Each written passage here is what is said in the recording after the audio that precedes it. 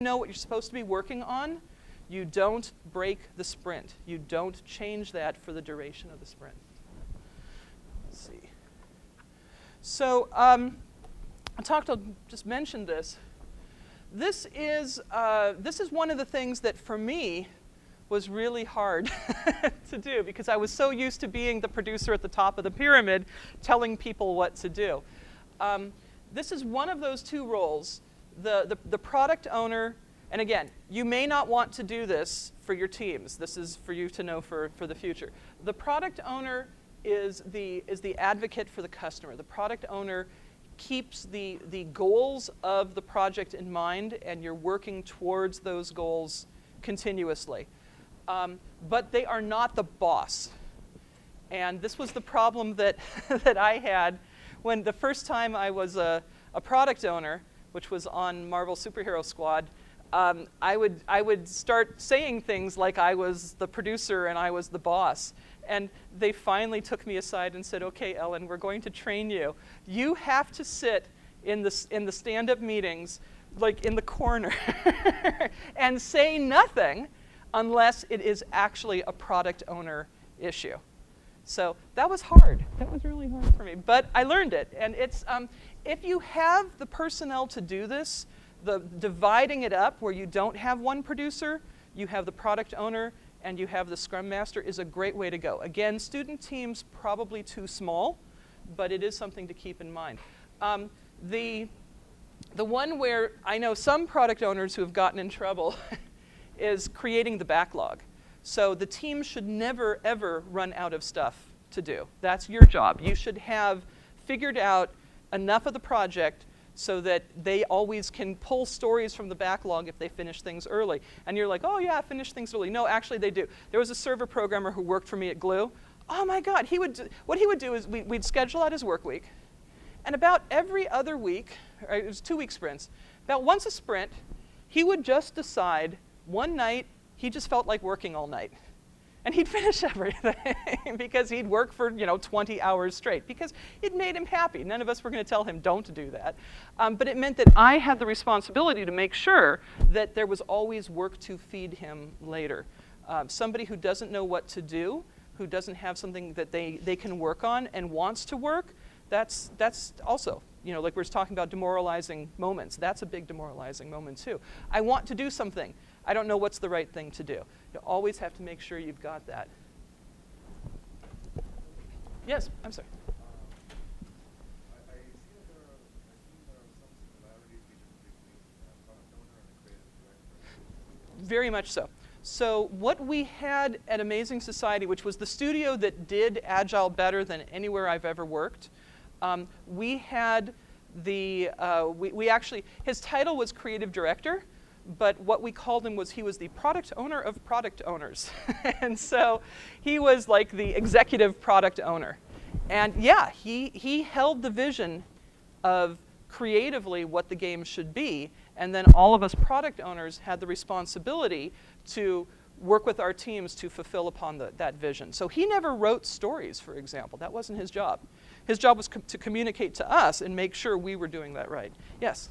What exactly is writing stories? What does that mean? Okay, yeah.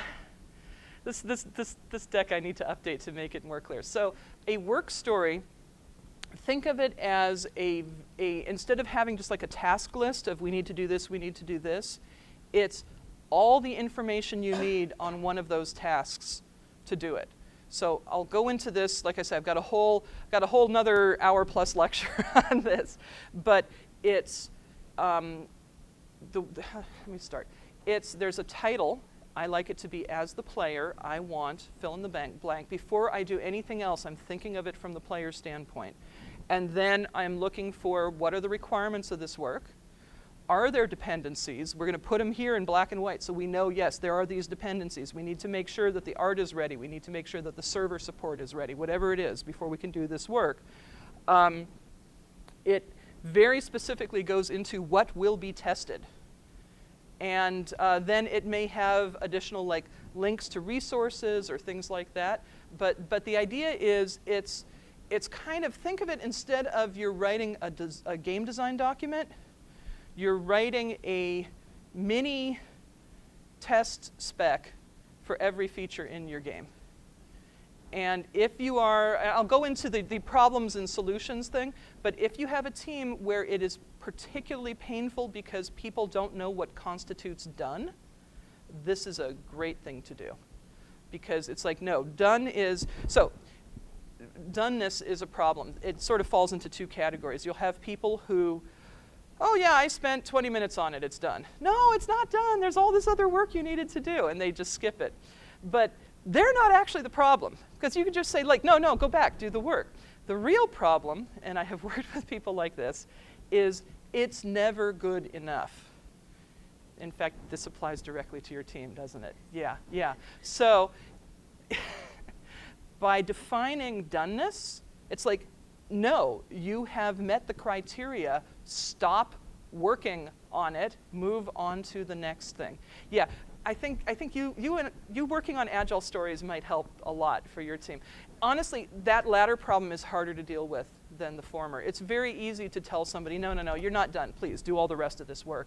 It is very hard to tell somebody whose heart and soul is in the work they're doing, stop, just stop. It's very difficult to do that. So the other person that would be the counterpart is the Scrum Master. Now, this is actually, in a lot of studios, how they're doing this now is the producer is the product owner, because they're more senior, and they hopefully know the project better, where the associate producer is the Scrum Master. So on my blog, I actually have a young person's guide to Scrum Mastering, or something like that. And it's something, if you're interested in this topic, you think associate producer is likely the first job you would want to go for, I would recommend reading that article. The short form is if the product owner is the advocate for the project and the customer, the Scrum Master does that for the team. Yes, Jeff? The product owners often collaborate with people, like if they aren't the creative director of Mm-hmm. the studio, they often collaborate with people like the creative director, Yes. or the game director, or art director, and so on. Yeah. So Jay was our product owner of product owners. I have also seen just consultations where the product owner will go to, like at Microsoft, I would go to somebody and say, what do you think about this? And just get their feedback. The goal is for this to be as complete, for the stories to be as complete and correctly focused on what's needed as possible. So a lot of this is stuff where we'll talk about estimating stories and things like that. The Scrum Master is really the one who should speak up and say something if the team is taking on too much. They should be the advocate for the team. They'll help solve dependencies. One of the things we had at Amazing Society that I loved is we had our product owner of product owners, and then we had our Scrum of Scrums. And that was all the Scrum Masters would get together and go, okay, I need 2 days of Marina's time, I will trade you a day and a half of Joe. And I would be like, okay, let me counter offer with, how about you, I need Joe on this stuff. So you take a day of Joe's time, but I'm gonna give you a day and a half of Sarah's time to make up. I mean, we would horse trade like you wouldn't believe. It was really pretty funny. Because we would divide the studio up into these work teams, but there still were a lot of, like, we need somebody here to help on that. There would still be a lot of cross-strike team dependencies. The Scrum Master coordinates the daily stand-up. I don't know if I think I go into daily stand-ups a little bit here. But the daily stand-up falls into something where if you are a full-time professional team, I cannot emphasize how important this is. Incredibly important. As a student team, I recommend starting your work sessions with a stand-up. In fact, Joel, you guys seem your planning meetings seem to have a little bit of that built in, just kind of people checking in a bit at the beginning. It sounded like to me, because I walked in the middle. But it's the idea with the daily stand-up, I don't recall if I have a slide specifically on this, is just to make sure there's no problems. It's just to make sure that people are doing okay. So Yeah, a little bit on Agile stories, but trust me, this I could talk forever about. Describes the work from the perspective of the customer.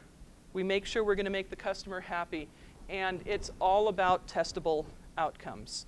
So I would love if anybody had a feature that their team is working on that we could use for an example. I don't know, Joel?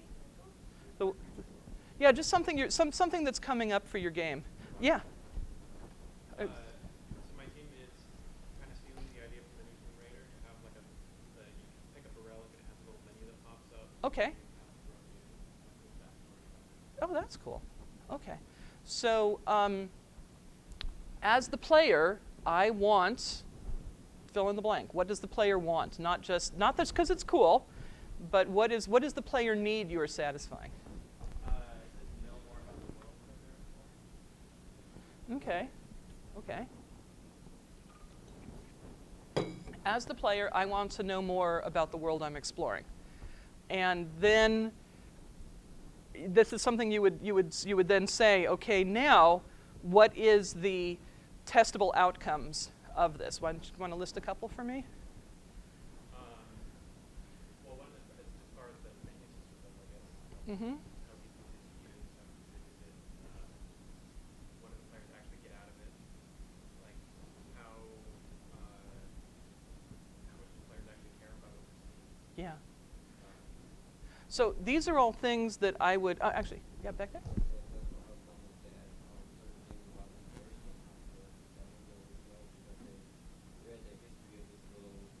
This little widget, yeah.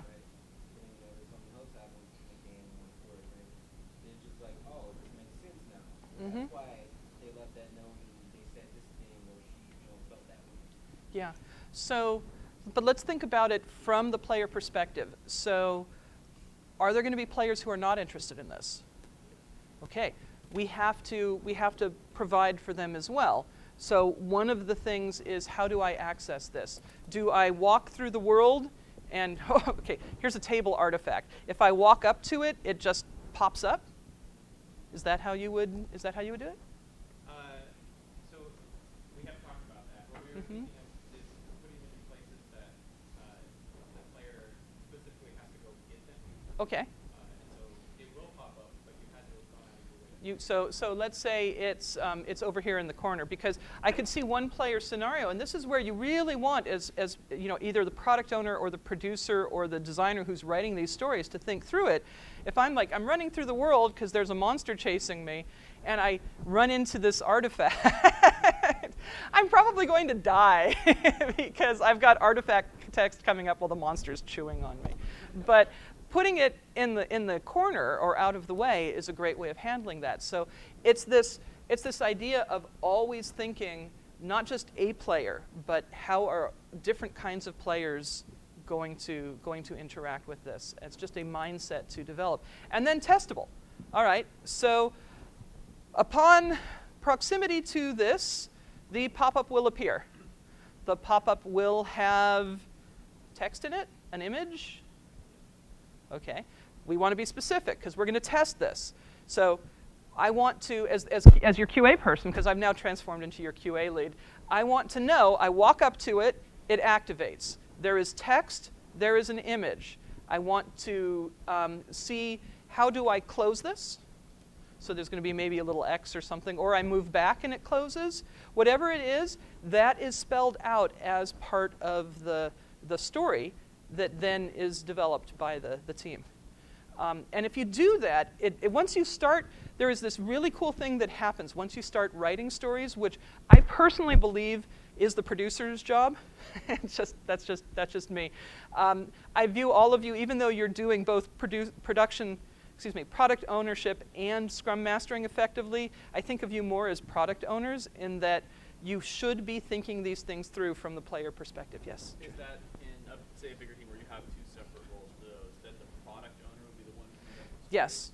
So what I would do, the method that I used that works well for me is I would come up with, okay, this is the basic story. And we'll go into stories in a lot more detail, so I'm going to keep going here in a sec.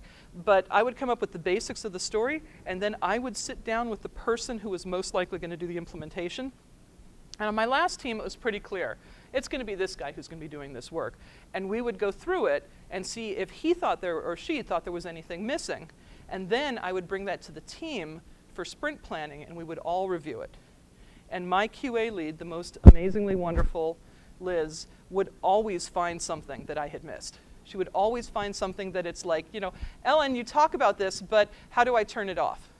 Oh, yeah, I need to have either there's a button you click or you move out of proximity and it turns itself off. She would always find something, even though I was doing the best job I could. I would never be like, oh, I can be sloppy, Liz will catch it. No, no, that's not how I would work.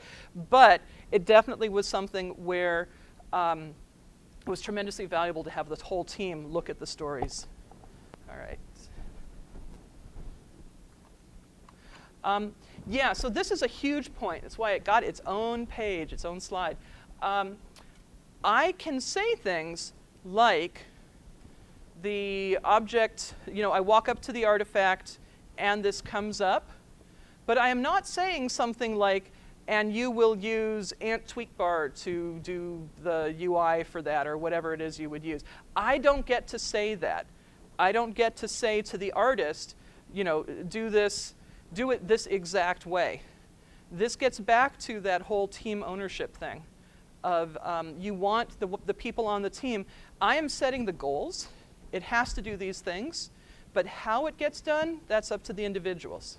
Yes, Joel? I find that when operating after the Scrum or sprint planning session, anytime after we are done laying out our goals for the sprint, we have 3 separate meetings that essentially are entirely divided into let's cover those meetings. Scrum or the sprint planning session only covers goals, Yeah. and there's a tech meeting where it actually covers The tech, yeah. there's design meeting for designers to Yeah. cuts it off of like cross-coordinating and wasting time. Yeah, it's actually, so a big thing with Agile is avoiding waste. So I talk about that whole waterfall process and how I had the executive who changed his mind multiple times. That's waste. That's effort. I worked on something and we're now throwing it away. And then later we do something else. No, we're throwing that away because he wants the first thing back. We try to avoid that wherever possible. The reality is that stuff is going to happen because we're in a changing industry. And, you know, like I was working on a card game and then they announced, you know, for mobile, and then they announced Hearthstone. And then they announced Hearthstone for the iPad.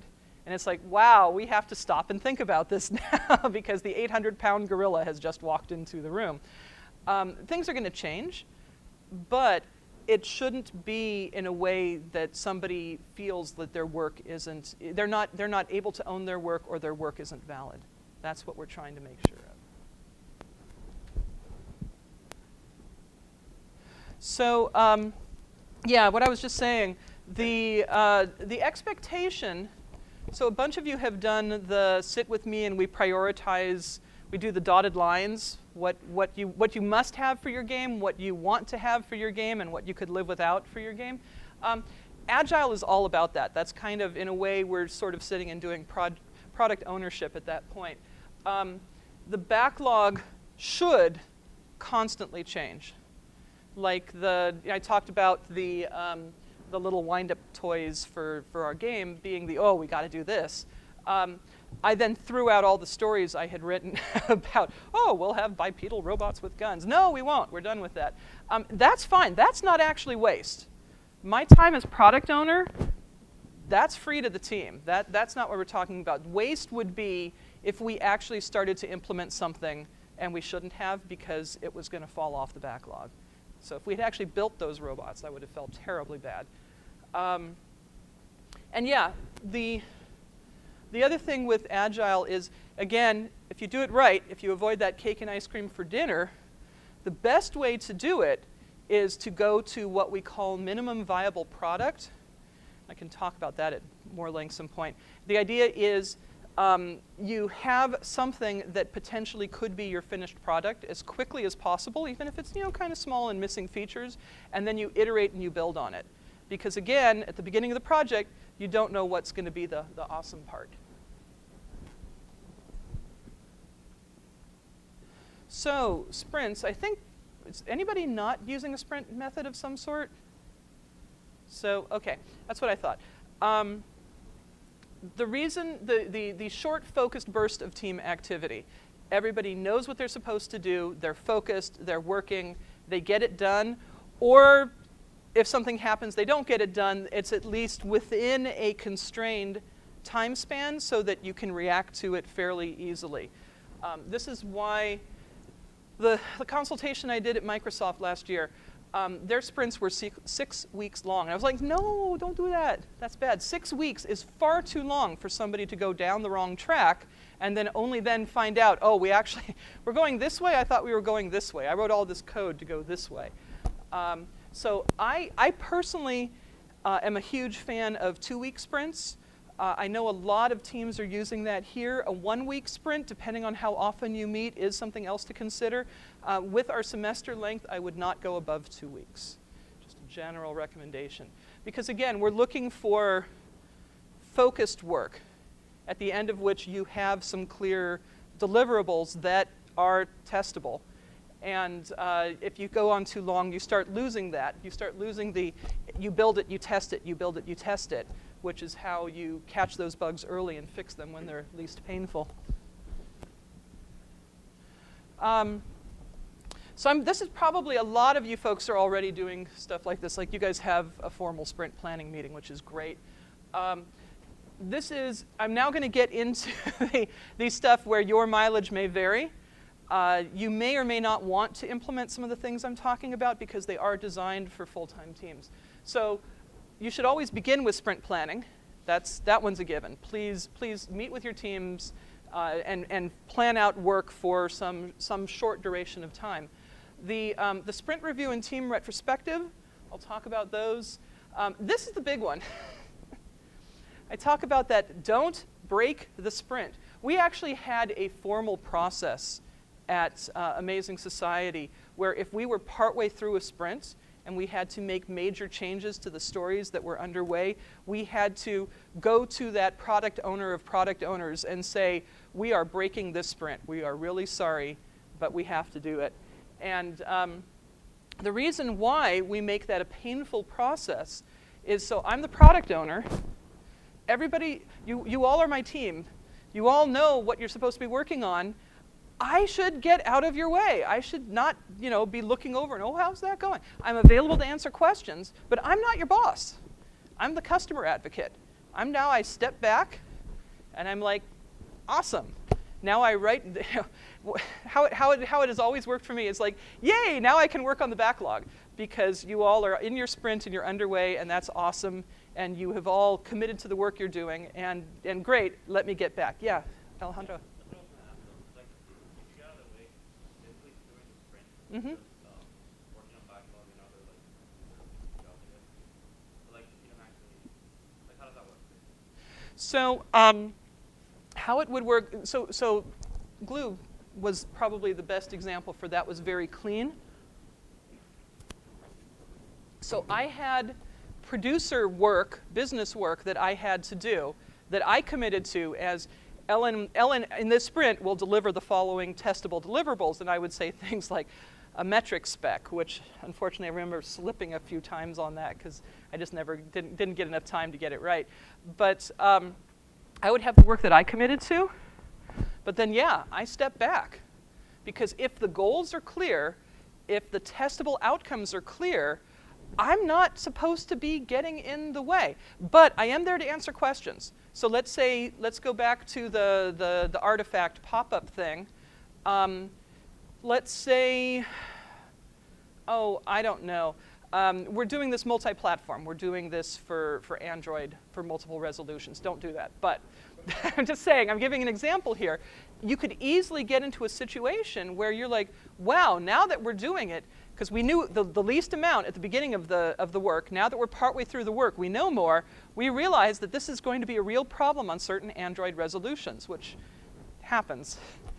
You could come to me and say, so what is the best player outcome for this? What should we be doing to deal with this? And I could work with you and answer questions and help you figure it out. But again, I never step in and say, oh, well, do it this way. No, that's not my role. This is tough. It is very tempting to be the benevolent dictator. It's just wrong. It's just not what you should do. Yeah, Joel. So you were saying, step back, an example you gave was to like, say, how's it going? Yeah. Well, you should check in with people. Versus like, contrast it to the daily stand-ups that where you get a farmer's Yeah. So the product owner, and again, I expect a lot of you are kind of going to be filling both of these roles, and I have done that as well. And it's a little weird because it's like, all right, I'm the Scrum Master now. No, now I am the product owner. You sort of get a little schizophrenic. So I would say with something like that, yeah, you participate in the stand-up, but the stand-up is for the team. The stand-up is for the team to figure out if there's any problems or if somebody's in trouble. It's not for you as the product owner. Is there any particular method you use to reconcile those two roles? Like, do you have like separate hats? Tempting, but no, I never actually did that. I think I actually changed my tone of voice. I would be like, all right, here's Ellen, the product owner. And here's Ellen, your Scrum Master. I mean, I would do stuff like that. But yeah, it's tough because particularly teams that are used to having a boss, that are used to having that authoritative producer, some people may be a little uncomfortable with you not doing that. It's kind of a tough thing for people to get used to. But the benefits of people owning their work are so huge. I mean, just with that one retention example, so huge. Yeah, Alejandro. Yeah, but you know, like going back and forth with support and Scrum Master. Mm-hmm. There's also a problem like that these people that we're also part of the team. Yes. We're